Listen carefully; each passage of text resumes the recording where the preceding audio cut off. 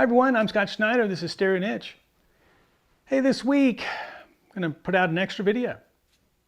I'm going to do that because it is October and it is my first year on YouTube. So I thought to celebrate a little bit, I would create some extra videos, shorter videos, not as long as the typical video, but some things that you probably wouldn't see because they're not high-end collectible type things, but I think they're interesting.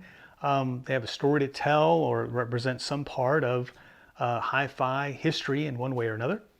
So before I get there, I did want to say thank you to everyone who has supported the channel, who have tuned in each week, leave comments. I absolutely appreciate you guys tuning in. Hitting those thumbs up and subscribing. It's all in support of the channel. So thank you guys so much for doing that. Have so much more to cover. I've been getting more comfortable with the video creation process. There's quite a few things that I've been waiting to do videos of until I got a little more comfortable doing that. And so the next year going to be very exciting. Stay tuned. There's going to be things that are, I would say, on the very, very rare end of the spectrum, and you may only see them here. So stick around.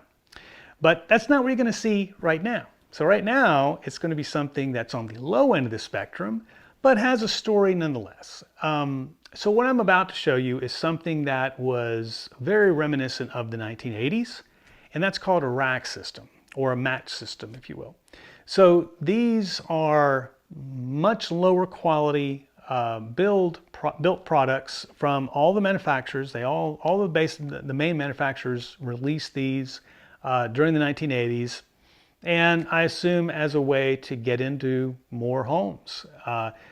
In particular, I think the term components, not unknown to the consumer. I think it was a way to get the consumer to spend.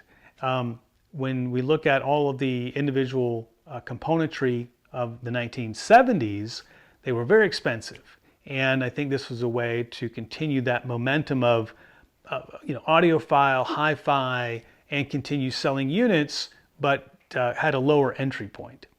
So when you see this, this is a series from Sansui called the Series 900. It is a C77 preamp and a B77 amp. And not completely inexpensive. These came out in 1981.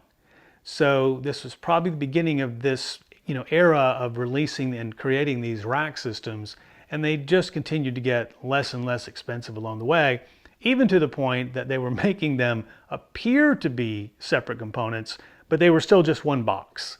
And I remember many of these types of systems. They came in this cabinet with a glass door, and they looked like components, but they certainly weren't.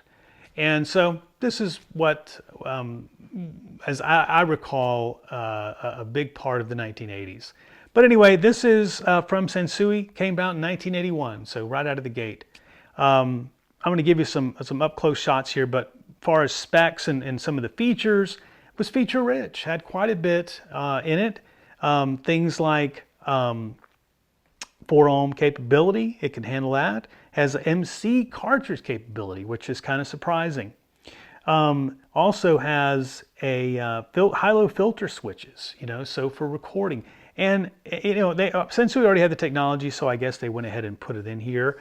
But all in all, 235 points in total, not insignificant at all. So through a lot of features, in addition to the gimmicky stuff. Has this little spectrum analyzer you'll see in the video, has this fader, this really colored fader, which looks like a reverb, and then has the power meter graphics there, the LEDs. So it's going to catch the eye and try to pull in or pull those dollars, I guess, out of the wallets of consumers. But anyway, that's what this is, and hope you enjoy it, and look for another video later this week.